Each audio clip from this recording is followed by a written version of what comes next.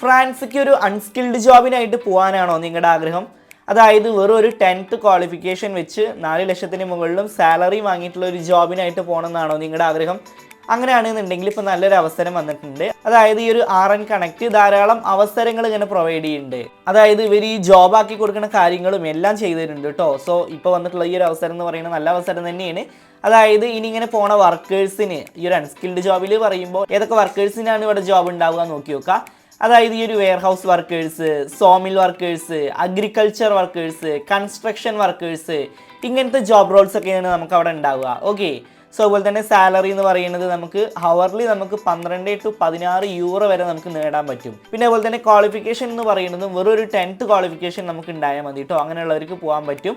ഇനി എന്തെങ്കിലും പെർട്ടിക്കുലർ എക്സ്പീരിയൻസോ അങ്ങനെ എന്തെങ്കിലുമൊക്കെ വേണമെന്നുള്ളതൊന്നും അങ്ങനെയൊന്നും ഇവർ പറയുന്നില്ല കേട്ടോ. അങ്ങനെ എന്തെങ്കിലും എക്സ്പീരിയൻസ് ഒന്നും വേണമെന്ന് ഇവർ പറയുന്നില്ല.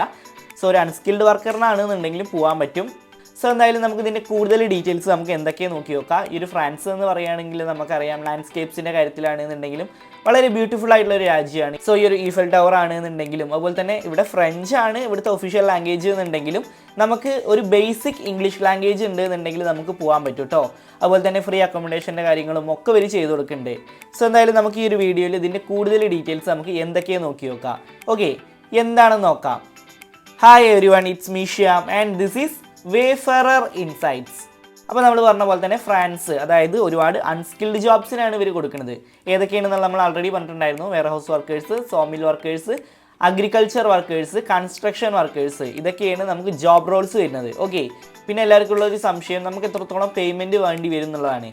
അതായത് നിങ്ങൾ സ്റ്റാർട്ടിംഗ് പേയ്മെൻ്റ് ആയിട്ട് ഒരു 60,000 60,000 രൂപ മാത്രം നിങ്ങൾ പേ ചെയ്താൽ മതി. ബാക്കിയുള്ളത് എല്ലാ എമൗണ്ടും ഈ ഒരു വിസ വന്ന ശേഷം നിങ്ങൾ പേ ചെയ്താൽ മതി. ഓക്കെ, സോ ഇനി നിങ്ങൾക്ക് ഈ ഒരു വിസയിൽ എന്തെങ്കിലും റിജക്ഷൻ വരികയാണെന്നുണ്ടെങ്കിൽ നിങ്ങൾ ആദ്യം പേയ്മെൻറ്റ് ചെയ്ത ഈ ഒരു 60,000 രൂപ നിങ്ങൾക്ക് തിരിച്ചു കിട്ടുന്നതായിരിക്കും കേട്ടോ. അതുപോലെ തന്നെ ഫീമെയിൽസിനും മെയിൽസിനും പോകാൻ പറ്റും. അത് നല്ലൊരു അഡ്വാൻറ്റേജ് ആണ്. ഒരുപാട് ഗേൾസ് എല്ലാവരും നമ്മളെ ചാനലിൽ വന്ന് ചോദിക്കാറുണ്ട് അതേപോലെ ഫീമെയിൽസിന് പോകാൻ പറ്റുമോ, അതുപോലെ തന്നെ ഈ ഒരു 10th ക്വാളിഫിക്കേഷനിൽ പോകാൻ പറ്റുമോ എന്നുള്ളതൊക്കെ.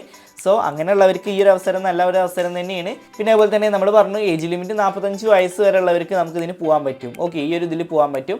പിന്നെ ഈ ഒരു വിസ അല്ലെങ്കിൽ ഈ ഒരു കോൺട്രാക്റ്റ് എങ്ങനെയാണെന്നുള്ളത് എല്ലാവർക്കും ഡൗട്ട് ഉണ്ടാവും. അതായത് ലോങ് ടേം കോൺട്രാക്റ്റ് ആണ് വരിക. അതായത് 1 year കോൺട്രാക്റ്റ് വരും. ദെൻ അതിനുശേഷം നമുക്കിത് റിന്യൂ ചെയ്യാൻ പറ്റും. ഓക്കെ, അത് നല്ലൊരു ഓപ്പർച്യൂണിറ്റിയാണ് ഇവർ പ്രൊവൈഡ് ചെയ്യുന്നത്. സോ ഇങ്ങനെ നമ്മൾ ഈ ഒരു ഫ്രാൻസിക്ക് എത്തുകയാണെന്നുണ്ടെങ്കിൽ നമുക്ക് ഈ ഒരു TRC കാർഡ് നമുക്ക് നേടിയെടുക്കാൻ പറ്റും. സോ ഈ ഒരു RN കണക്ട് ഒരുപാട് റിക്രൂട്ട്മെൻറ്റ് നടത്തുന്നത് തന്നെയാണ്. മെയിൻലി പറയുകയാണെങ്കിൽ ഈ ഒരു നഴ്സസിൻ്റെ ഇതിനൊക്കെ ഒരുപാട് എണ്ണം ചെയ്യാറുണ്ട്. പിന്നെ അതുപോലെ തന്നെ ഇങ്ങനെ പോണ വർക്കേഴ്സിന് അവരുടെ അക്കോമഡേഷൻ ഫ്രീ ആകും കേട്ടോ.